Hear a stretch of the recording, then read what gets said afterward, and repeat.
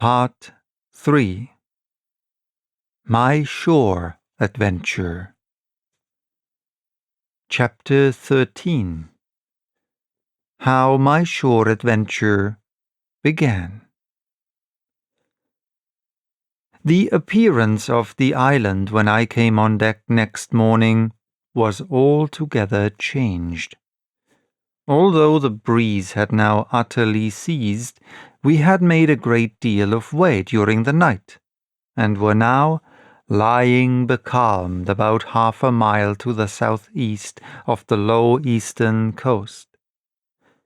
Grey-coloured woods covered a large part of the surface.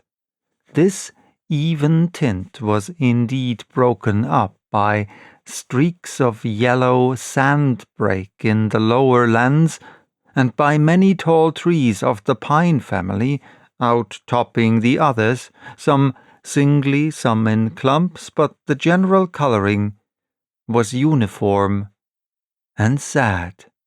The hills ran up clear above the vegetation in spires of naked rock. All were strangely shaped, and the spyglass, which was by 300 or 400 feet the tallest on the island, was likewise the strangest in configuration, running up sheer from almost every side and then suddenly cut off at the top, like a pedestal to put a statue on. The Hispaniola was rolling scuppers under in the ocean swell.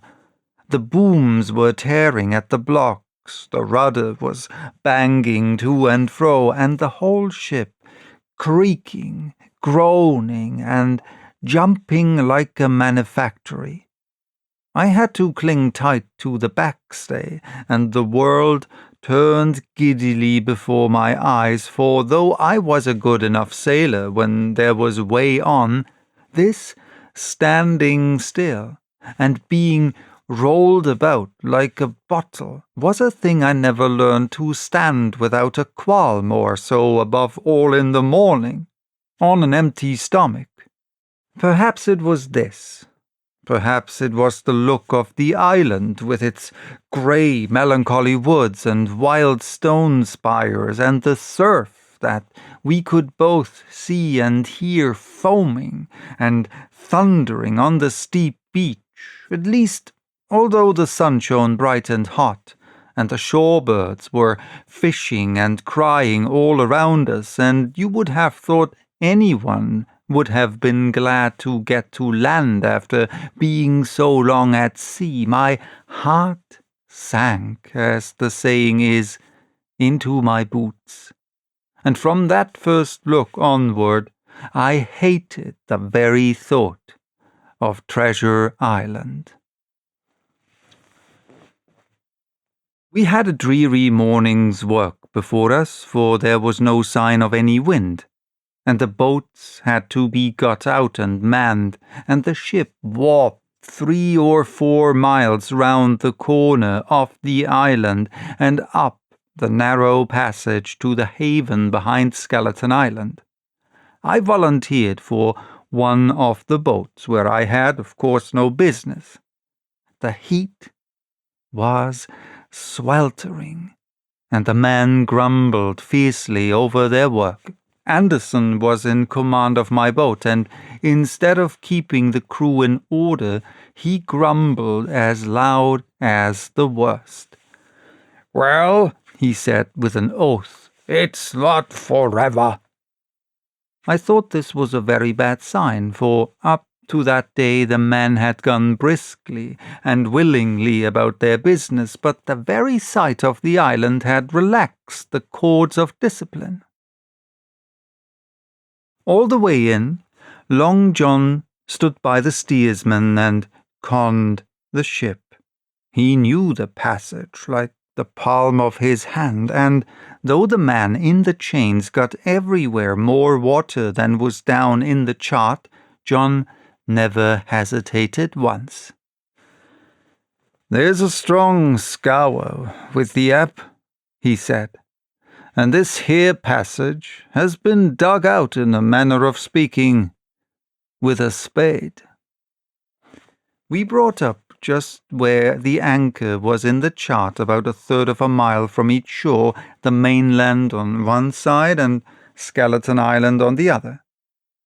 The bottom was clean sand. The plunge of our anchor sent up clouds of birds wheeling and crying over the woods, but in less than a minute they were down again, and all was once more silent. The place was entirely landlocked, buried in woods, the trees coming right down to high water mark, the shores mostly flat, and the hilltops standing round at a distance in a sort of amphitheatre, one here, one there, two little rivers, or rather two swamps, emptied out into this pond, as you might call it, and the foliage round that part of the shore had a kind of poisonous brightness. From the ship we could see nothing of the house or stockade, for they were quite buried among trees, and if it had not been for the chart on the companion, we might have been the first that had ever anchored there since the islands arose out of the seas. There was not a breath of air moving, nor a sound but that of the surf booming half a mile away along the beaches and against the rocks outside. A peculiar, stagnant smell hung over the anchorage, a smell of sodden leaves and rotting tree trunks. I observed the doctor sniffing and sniffing like someone tasting a bad egg.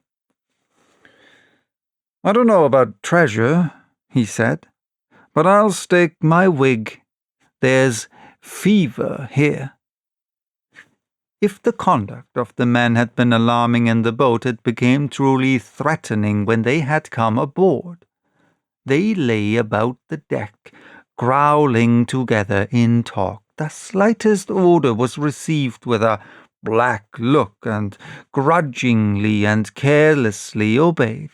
Even the honest hands must have caught the infection, for there was not one man aboard to mend another. Mutiny, it was plain, hung over us like a thundercloud. And it was not only we of the cabin party who perceived the danger.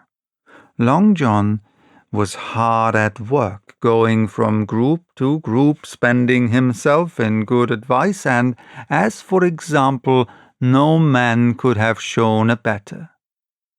He fairly outstripped himself in willingness and civility. He was all smiles to everyone. If an order were given, John would be on his crutch in an instant with the cheeriest "Aye, aye, sir," in the world, and when there was nothing else to do, he kept up one song after another, as if to conceal the discontent of the rest. Of all the gloomy features of that gloomy afternoon, this obvious anxiety on the part of Long John appeared the worst. We held a council in the cabin. "Sir," said the captain, "if I risk another order, the whole ship'll come about our ears by the run. You see, sir, here it is. I get a rough answer, do I not? Well, if I speak back, Pikes will be going in 2 shakes. If I don't, Silver will see there's something under that, and the game's up. Now, we've only one man to rely on." "And who is that?" asked the squire. "Silver, sir," returned the captain. "He's as anxious as you and I to smother things up. This is a tiff. He'd soon talk 'em out of it if he had the chance, and what I propose to do is to give him the chance. Let's allow the men an afternoon ashore. If they all go, why, we'll fight the ship. If they none of them go, well, then we hold the cabin. And God defend the right. If some go, you mark my words, sir, Silver'll bring 'em aboard again as mild as lambs." It was so decided. Loaded pistols were served out to all the shore men. Hunter, Joyce, and Redruth were taken into our confidence and received the news with less surprise and a better spirit than we had looked for, and then the captain went on deck and addressed the crew. "My lads," said he, "we've had a hot day, and are all tired and out of sorts. A turn ashore'll hurt nobody. The boats are still in the water. You can take the gigs, and as many as please can go ashore for the afternoon. I'll fire a gun half an hour before sundown." I believe the silly fellows must have thought they would break their shins over treasure as soon as they were landed, for they all came out of their sulks in a moment and gave a cheer that started the echo in a faraway hill and sent the birds once more flying and squalling round the anchorage. The captain was too bright to be in the way. He whipped out of sight in a moment, leaving Silver to arrange the party, and I fancy it was as well he did so. Had he been on deck, he could no longer so much as have pretended not to understand the situation. It was as plain as day. Silver was the captain, and a mighty rebellious crew he had of it. The honest hands, and I was soon to see it proved that there were such on board, must have been very stupid fellows, or rather, I suppose, the truth was this, that all hands were disaffected by the example of the ringleaders. Only some more, some less, and a few, being good fellows in the main, could neither be led nor driven any farther. It is one thing to be idle and skulk, and quite another to take a ship and murder a number of innocent men. At last, however, the party was made up. 6 fellows were to stay on board, and the remaining 13, including Silver, began to embark. Then it was that there came into my head the first of the mad notions that contributed so much to save our lives.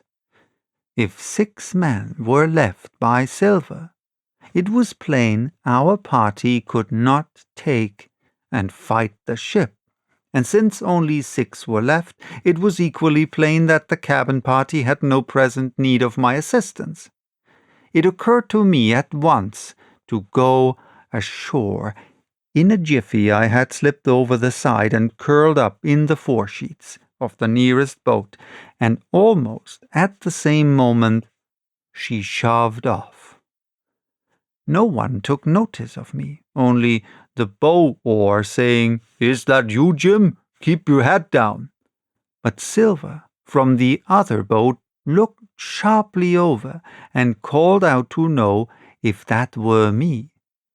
And from that moment I began to regret what I had done.